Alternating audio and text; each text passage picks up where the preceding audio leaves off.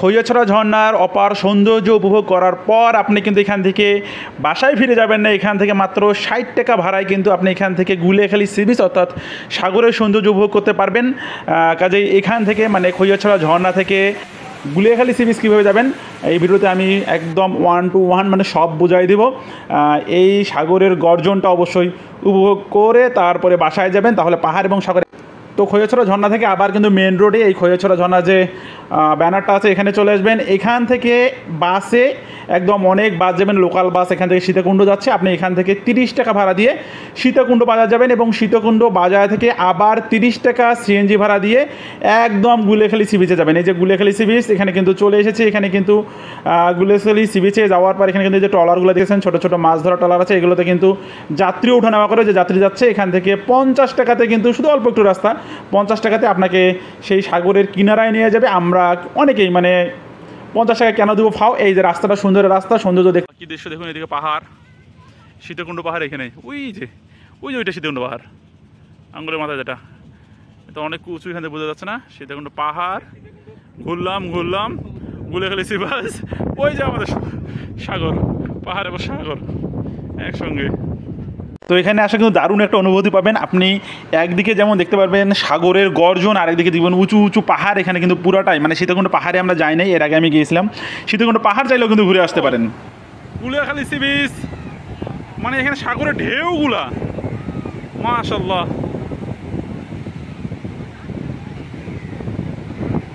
একদম বিশাল বিশাল ঢেউ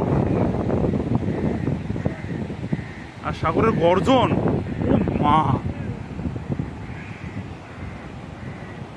বাপরে কাকি করে এগুলা।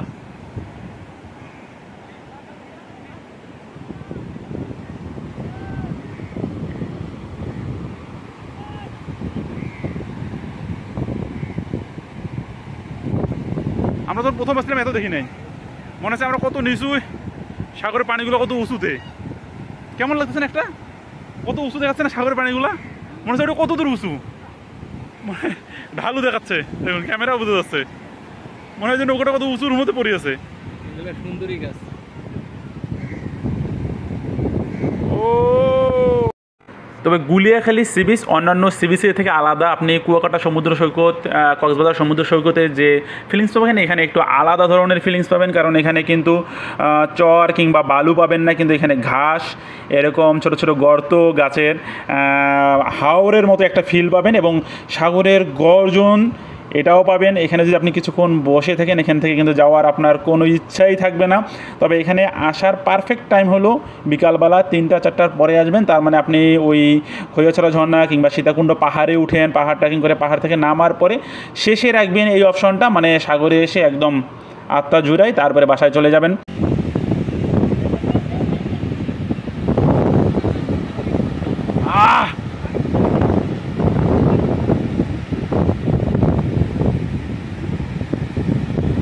এই জায়গাটা আরো কাছে যাবো, বিশাল ঢেউ হচ্ছে এবার, অনেক বড় ঢেউ আসছিল। কত উঁচু পানি, মনে হচ্ছে কত উঁচুতে সাগরটা, এটা আমাকে গিয়ে লাগতেছে। হ্যাঁ এটা জোয়ারের সময় মনে হয়।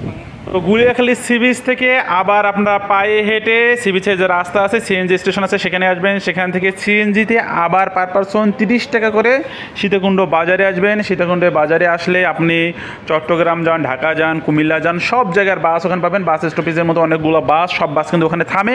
মানে যে কোনো বাসে চড়ে ওখান থেকে যদি কুমিল্লা আসেন 200, 250, 300 টাকার মধ্যেই বাস পেয়ে যাবেন, এবং ঢাকা গেলে 500, 600 এর মাঝে কিন্তু বাস পেয়ে যাবেন। তো সেখান থেকে আপনারা হালকা নাস্তা করে ওখানে খাওয়া দাওয়ার কিন্তু ওই সি বিচের মধ্যেও ঝালমুড়ি বলেন, আইসক্রিম বলেন, সব কিছু খাওয়ার মোটামুটি ব্যবস্থা পাবেন। সেখান থেকেও হালকা নাস্তা করতে পারবেন। এবং চাইলে সীতাকুণ্ড বাজারে এসে যদি আপনার রাত বেশি হয়ে যায়, সীতাকুণ্ড বাজারে এসে রাতের খাবার খেয়ে তারপর সেখান থেকে রওনা দিয়ে আবার গন্তব্যে চলে আসবেন। ধন্যবাদ।